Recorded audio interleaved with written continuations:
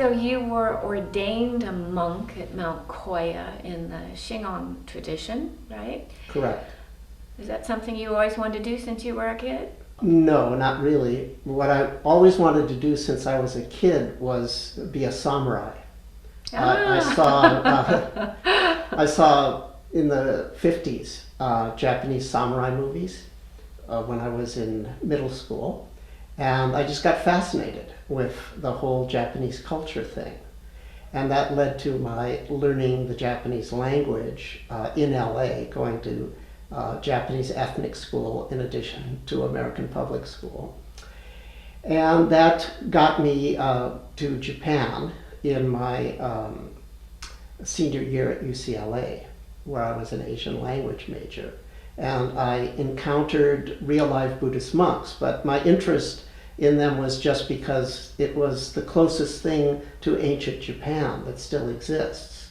In other words, in the temples, they have telephones and electricity and all that, but it's sort of like the old days, right?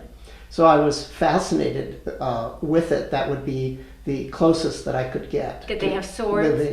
No, no, only the wisdom sword. Okay. Right. So I was hanging out in Buddhist temples just to sort of live as close as I could the fantasy of ancient Japan, but I wasn't meditating because that's the last thing in the world I had a proclivity to do. I knew I was scattered and impatient and wimpy and all those things. So I was just hanging out, having fun in the temple. But I had a sense that they knew a kind of secret that they would be willing to share, but they would never push on me. So when I got back to the United States, I was graduating from UCLA, and I thought, well, I want to go to graduate school. I want it to be related to Asia. I'll study Buddhism because you need a lot of esoteric languages for that, and I was good at languages and so forth. So I was going to become an academician, a professional scholar of Buddhism. I passed my prelims for a PhD at the University of Wisconsin. So they sent me back to Japan to do research on a topic. So I decided to pick the Shingon school of Buddhism, which is the Japanese version of Vajrayana practice, also known as Tantric Buddhism, Esoteric Buddhism.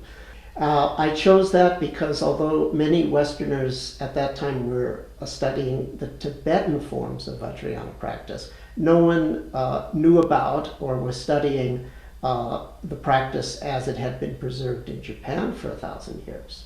So I thought, okay, I'll make this my academic bailiwick, my specialty. I'll be the expert in the Western world on the Japanese version of Vajrayana practice. So I went there with that in mind, with that goal. But when I got there, they wouldn't teach me anything because it's for self-transformation, not just as an intellectual curiosity. So they said the only way that I could learn it is if I was willing to become a monk and live in the temple. So in order to be able to write my PhD thesis, So you became a monk just so you could write your PhD thesis? Pretty much. But what happened is that my motivation shifted once I started to live in the temple.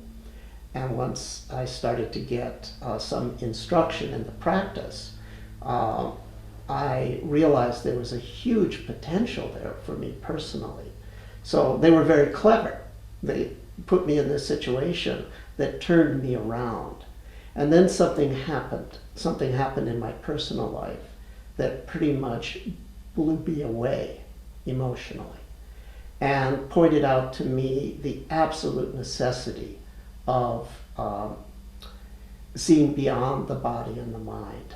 And that happened while I was in that first year that I was a monk there in Japan.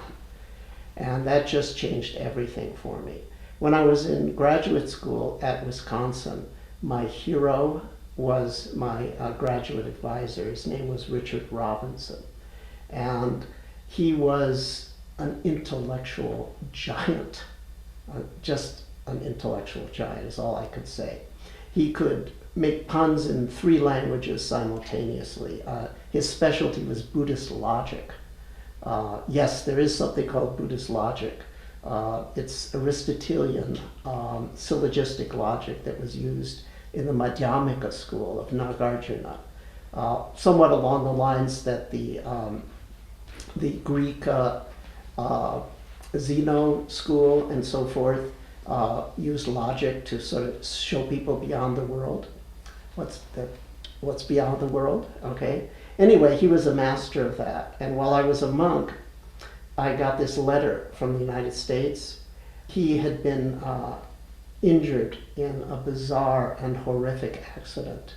A fuse blew out in his house, and he went down to change it, and there was no source of electricity. So to light, he struck a match, and there had been a gas leak there, and he went up like a torch, and burns all over his body, and horrifically, if he had lived, he'd have been horrifically deformed, and he just suffered in agony for a month and then died. And I thought, oh my goodness. I thought to myself, what good is all that knowledge? What good is all that intelligence if this can happen at any time to a person? That made it real for me and gave me the motivation to want to see beyond the limited identity with the body and the mind.